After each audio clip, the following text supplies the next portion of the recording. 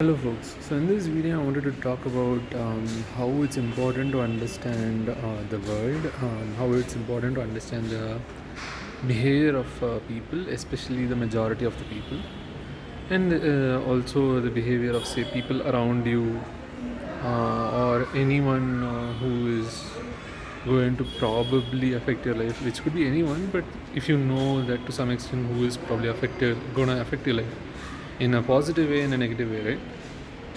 Let me give you an example, right? For example, today I actually washed clothes in my hostel. It's a hostel, it's a paid hostel, and everyone washes clothes and they dry their clothes in a common area.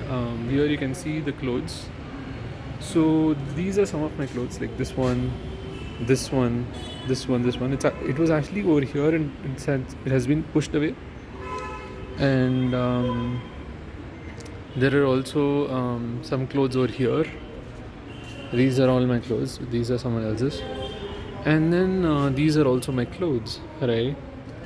So this is a full row that I have over here. So if you notice, the full row over there has not been touched because it's a full row and there's no window over there, right? So no one really wants to pick that space, I guess. And the one row that I didn't take full row, someone just pushed it off and then put some of their clothes. It's fine. They just needed space, and I don't know why they pushed it off. But, anyways, and it was raining today, so it was a cold day. I could have actually used the dryer downstairs in my hostel. It's a paid dryer. You can put it and it'll dry in like 1 hour or something, 50 minutes or something. I thought I'll just use the ropes and it's free, and like I just thought I'll use it, but it's a rainy day, so it's not easy to dry clothes, right? In a rainy day, on a rainy day. So, anyways, now what happened over here? People pushed my clothes over here, right? And people also put some clothes. For example, this is mine. This is mine. Someone put clothes here, and then there was no space between this T-shirt and this T-shirt. But then someone created a space, and then they put this, right? Why did they do this? So the reason is here. First thing is this has been pushed completely over here because someone wanted to see outside the window. So they pushed it all and then they went through this and then saw the window and all, but they didn't bring this back. And the other thing is people put their clothes exactly over here because they wanted air to come and for it to actually dry the clothes over here. So people do things for various reasons, usually very logical reasons, right?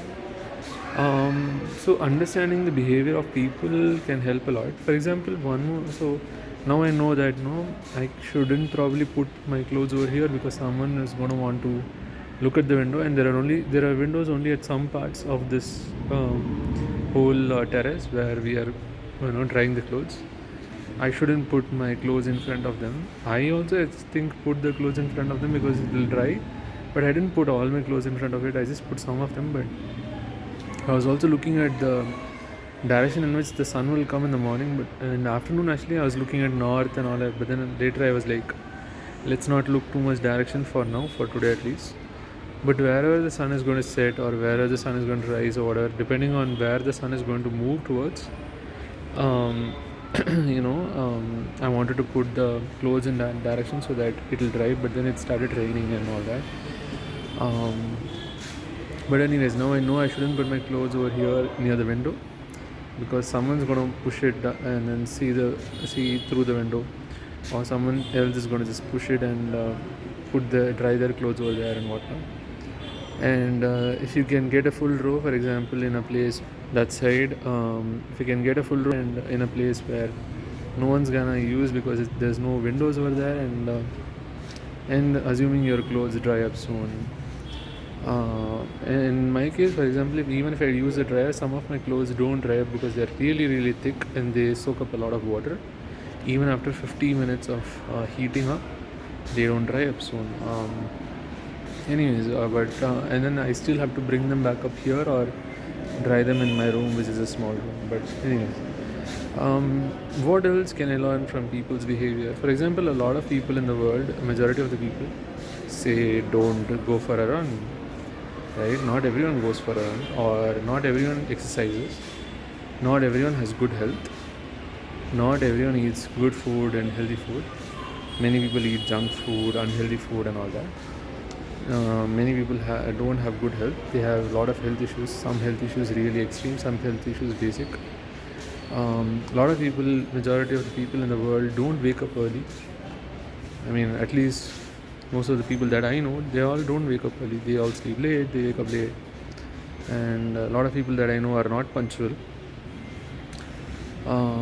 So what can I do about this? Like, I can actually take advantage of the behavior of the majority. So in this case, I can understand that people will push my clothes if it is near the window. So I can take advantage of the behavior of the majority and be like, okay, I know that I have this knowledge that this is how people behave, most probably. So let me actually not put my clothes over here. Let's say if it's early morning, and I need to go to some place, and I can go at any time, and I would rather go early morning, say at 4 a.m., 5 a.m., whatever, because let's say to avoid traffic, to avoid crowd in the place that I'm going to, or a crowd in the road. Not a lot of people are going to go on the road at 4 a.m. or 5 a.m. because not a lot of people are awake at 4 a.m., 5 a.m. Say in your time zone, for example. In my place, at 4 a.m., 5 a.m., there are a lot of vehicles going on the road, but usually they are, say, transportation vehicles for, say, autos, transportation vehicles for transporting some person or something from one place to another. Usually, say, for example, big lorries that are actually transporting goods and whatnot, and very few people who have some work at 4 a.m. or 5 a.m. in the morning, or some parcel services, big lorries and whatnot. And goods can be anything, right? Vehicles, fruits, vegetables and whatnot, or just groceries, goods, and what else? And then some buses and vans, buses trying to transport people from one place to another along with goods, maybe goods also. So say a night bus, so it started late night, and then it comes early morning to the place and whatnot. Other than that, there are not going to be a lot of people, right? Unlike, say, early in the morning, say after 8 a.m. or 9 a.m., there's a lot of traffic, especially on weekdays. For example, in Bangalore, after say 6, 7 a.m., you'll have a lot of traffic. People are trying to go to office, they're trying to reach at 9 a.m. or 10 a.m. or 8 a.m., for which they actually start at 6, 7 a.m., right? They have to go far and or they have to go close, but still there's traffic and whatnot. So you take advantage of the behavior of the majority. For example, you can actually say, if you want to go to the theaters and you're not able to get tickets, right? And if there's a ticket for, say, a 9 a.m. show, and not a lot of people wake up early to go for a 9 a.m. show, especially on, say, a Sunday, you can actually get a ticket for a 9 a.m. show. Sometimes even the 9 a.m. shows are hard to book, because let's say it's a very popular movie and people have booked even the 9 a.m. show. There are some movies that get aired and put on theatre even at like 4 a.m., 6 a.m. hour. So it's hard to get tickets for some very popular movies, but other than that, generally you can basically take advantage of the behavior of the majority. It's a very big phrase. Take advantage of the behavior. Take advantage of the behavior of the majority. Or you can call it as take advantage of the majority's behavior. Right? The short form can be take advantage of majority's behavior. You can ignore the "the".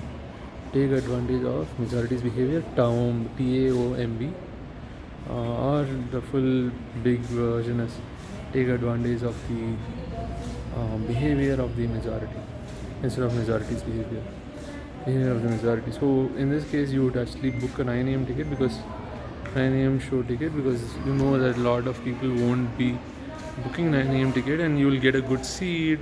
You will get a ticket first of all, and you will get a good seat ticket in the theater, and easily also.